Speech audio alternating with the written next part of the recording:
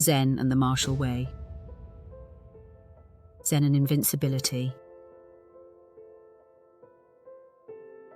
Envision a solitary Zen warrior standing calm in the midst of chaos, arrows flying, swords flashing, and somehow, through the magic of enlightenment, he remains untouched. It's a great story. It's also mostly myth.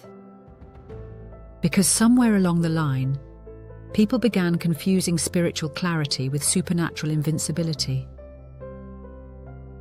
And today, we're going to unpack why that confusion not only misrepresents Zen, but blinds us to what the martial way is actually pointing toward.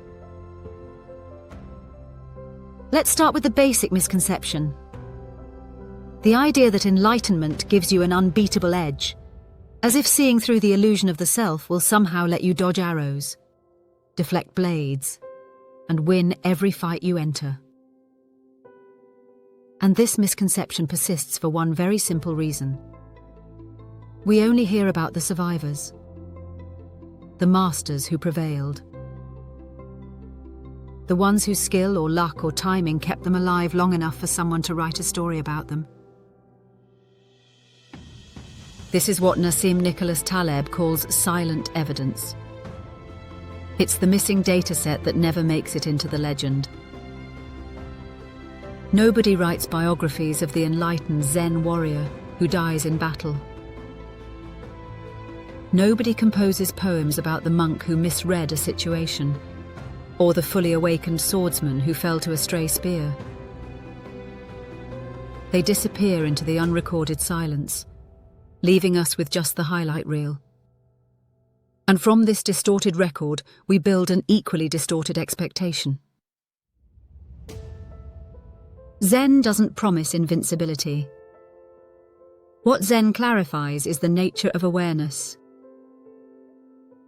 The ordinary mind treats everything as a solid object. A threat, a punch, an opponent, a self trying desperately to survive. And once the mind freezes the world into objects, hesitation and fear immediately follow.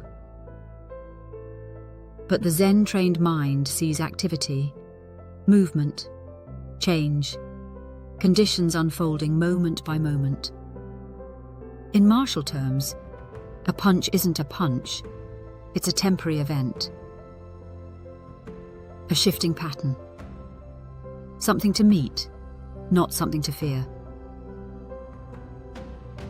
That clarity can look extraordinary. It can produce timing that feels impossible, calm that unsettles an opponent, responsiveness so fluid it borders on art. But it's not magic, and it's definitely not immunity. Enlightenment doesn't add muscle, increase bone density, or suspend the laws of cause and effect. When a blade cuts, it cuts. When an arrow lands, it lands. No amount of realization overrides biology. To believe otherwise is to turn Zen into fantasy. The true meeting point between Zen and the martial way is not unbeatability, it's unshakability. The ordinary fighter brings their fear into the encounter. Fear of losing, fear of pain, fear of humiliation. The enlightened practitioner moves without that weight. Not because they know they'll survive, but because the self that demands survival has loosened its grip. They meet conflict as activity, not drama. They respond without panic. They escalate only when necessary. And they de-escalate whenever possible. And here's the deeper truth. Zen doesn't transform outcomes. It transforms engagement. It doesn't guarantee you'll win the battle. It guarantees you won't lose yourself before the battle even begins. Silent evidence reminds us that even the clearest mind may fall. Even the wisest teacher may die in combat. Enlightenment doesn't prevent death. It prevents delusion.